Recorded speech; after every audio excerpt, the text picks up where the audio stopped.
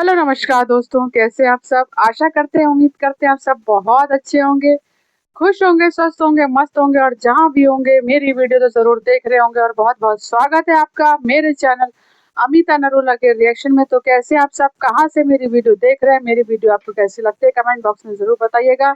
अपना ध्यान रखिए, खुश रहिए। चैनल में नए हैं तो चैनल को लाइक करिए, सब्सक्राइब करिए, बेल आइकन को भी क्लिक करिए ताकि मेरी वीडियो का नोटिफिकेशन और अपडेट सबसे पहले आपके पास पहुंचे। और हाइप को भी क्लिक कर दीजिएगा। थंबनेल देखकर आप समझ गए होंगे कि मैं किसकी बात करने वाली हूँ। हाँ जी, मैं बात करने वाली हूँ छोटी जीजी या जहरीली जीजी की, जिनका कल एक वीडियो आ जाता है और जिसमें उन्होंने माँ बेटी के रिश्ते को बहुत प्रिस्क्राइब करने की कोशिश करी है कि अगर ऐसी माँ होती तो मेरे कैरेक्टर पे उंगली ना उठाती। हाँ, वो पहले हमारा माँ बेटी जैसा रिश्ता था, पर अब नहीं है।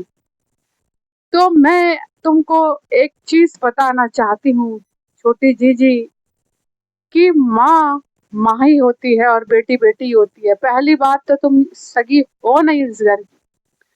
जब सपना शादी होके आई तो तुम्हें ऑलरेडी यहाँ पर थी, तो भी सपना ने तुम्हें अपने बच्चे की जैसे पाला।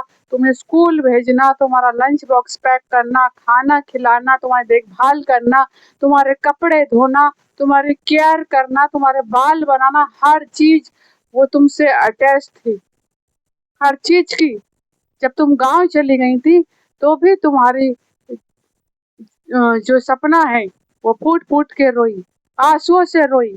क्यों? क्योंकि तुम्हें प्यार करती थी। तुम्हारा जो चैनल आज चल रहा है, जिसमें तुम आज ये बड़ी बड़ी बातें बोल रही हो, तो ये भी तुम्हारी भाभी की ही देन है। ये channel the rod shot channel था, जिसको तुमने बीइंग अंशु कर दिया। अगर भाइयों से इतना ही प्यार था या भाइयों से इतना लगाव है तो तुम ये चैनल द रॉड शॉट ही रखती। तुमने अपना नाम क्यों दिया इसको? क्योंकि भाइयों से प्यार कभी था ही नहीं और ना कभी होगा। भाई और छोटी बच्चियां सिर्फ व्यूज का जरिया है, सिर्फ डॉलर का जरिया है। क्यों चेंज किया तुमने नाम?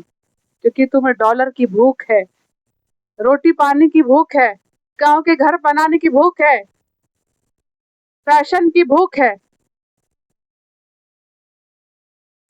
उसी भाभी का ये जो फोन है, ये आईफोन 15, ये उसी भाभी ने दिया है। उसी भाभी ने अपने सास ससुर की कितनी केयर करी है।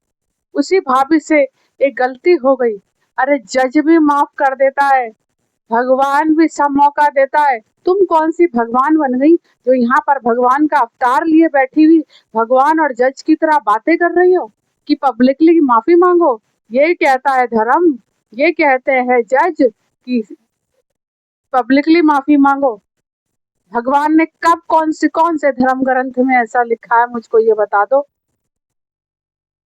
उसने हजारों बार मांगी है माफी और पब्लिकली ही माफी मांगे कि मुझसे गलती हुई है और मुझे माफ कर दो।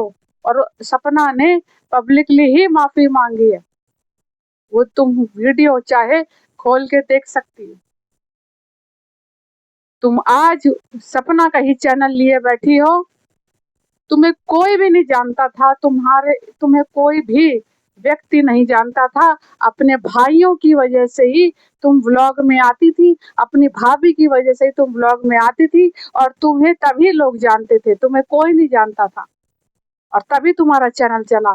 तुम कहती हो किसने किसने किसको निकला, मैंने भाभी को कब घर से निकलवाया? बात तो तुम्हारी और तुमने ही शुरू किया था कि भाभी चलो चलते हैं, जब सब सही हो जाएगा तो हम तुम्हें बुला लेंगे।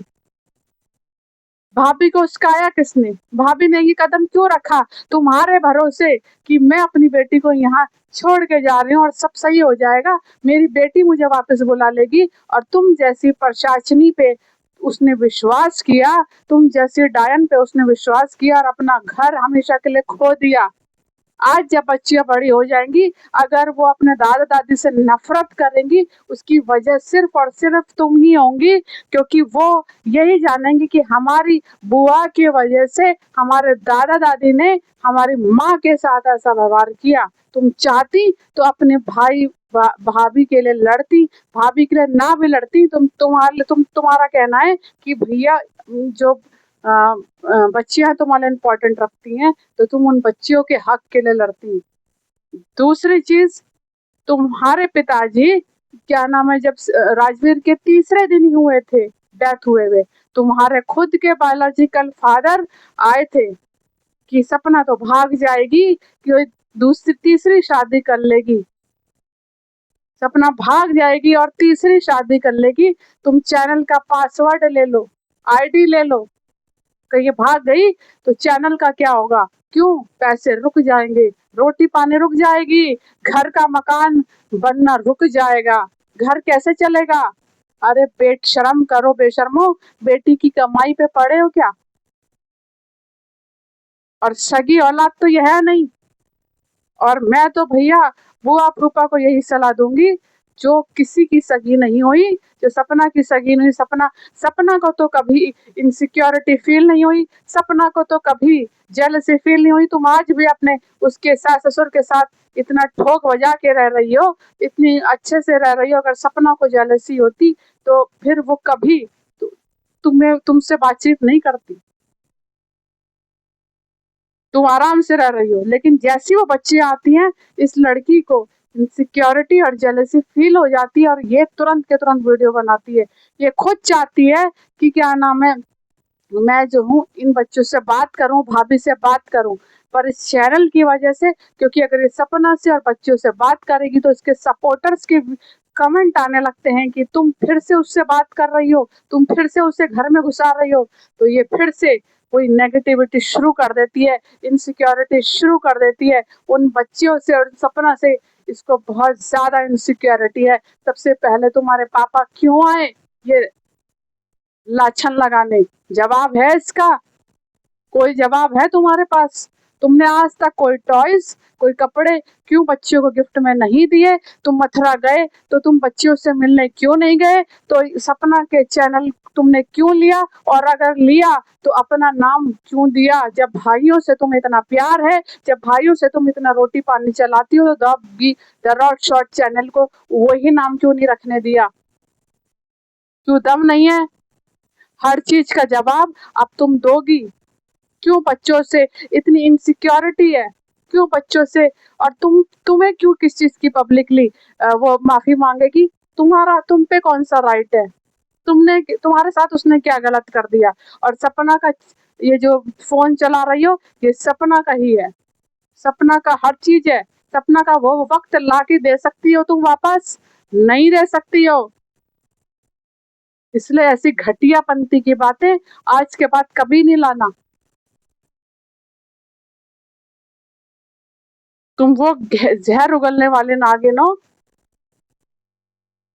अरे डायन भी 10 घर छोड़ के वार करती है, ये कहावत है। तुमने तो अपने ही घर पे वार कर दिया, अपने ही बच्चों को घर से निकलवा दिया और उनको वापस नहीं आने दे रही हो। क्यों? क्योंकि फिर प्रॉपर्टी, पैसा, लालच, चैनल, फेमस होना है, मिलियन में व्यूज करने हैं। लेकिन ऊपर वाले के घर में देर है अंधेर नहीं। जब लाठी पड़ेगी तब तुम्हें सब चीजें याद आ जाएंगी। तो इसलिए ढोंग गईपन अपना अपने पास रखो। सपना के साथ हम लोग खड़े हैं, हमेशा खड़े हैं। सपना को तुमसे कभी इनसिक्योरिटी फील नहीं हुई। और सिर्फ केस की हायरिंग की वजह से आई थी, तब उसने सोचा कि फार्म हाउस चले जाऊं। और इसमें भी एक सच्चाई ये है कि जब आरू रोई तो इसने अपनी पहले तो माताश्री को फोन करा, मम्मी आरू आने की जिद कर रही है। तब इसकी माताश्री ने, यानी कि इसकी बुआ ने फोन करके कहा अगर सपना आती है तो आए, नहीं आती तो ना आए। फिर इसने अपने पापा को फोन करा, तब इसके पापा ने बोला, यानी कि ससुर ने बोला सपना के कि बच्चियों को मिलवाने ले आओ। इसका मतलब दादा के मन में कहीं ना कहीं बच्चियों के लिए प्यार है, दुलार है। और जब ये गई तो कहीं ना कहीं दादी ने बच्चियों के लिए प्यार दिखाया, पैर छुए, नेक दिया, सब कुछ किया। तो यही इसको जलनखोर को जलन हो गई। और दूसरी चीज, कोई पैनल बैठा था सामने वाली मोहतरमा का, और वहां पर यही सब चीज हुआ कि अब हम इसको भी सपोर्ट नहीं करेंगे। और जब इसने वो पैनल सुना, और तो इसके बाद ये सारे के सारे ये वही क्वेश्चन आंसर यहाँ पर लेने आ गई कि अब मेरे चैनल का क्या होगा, अब मेरा क्या होगा, मेरे रोटी पानी, मेरा फेमस होना, मेरा मेकअप सब धरा का धरा रह जाएगा। इसने यहाँ पर ये बात क्लियर कर दी कि ये सामने वाली औरत से मिली हुई है जो पैनल लगा लगा के सपना को गालियां देती है, गाली पढ़वाने में और सपना को गाली पढ़वाने में, बच्चियों को गाली पढ़वाने में, सपना को बेइज्जत करने में यही जहरीली नागिन का हाथ है। इतना जान के रखो, ज्यादा से ज्यादा सपोर्ट करो दोस्तों स्नैपी गर्ल सपना चौधरी को, और बच्चियों को बहुत बहुत बहुत प्यार दो उनको। मेरी यही हम्बल रिक्वेस्ट है आप लोगों से।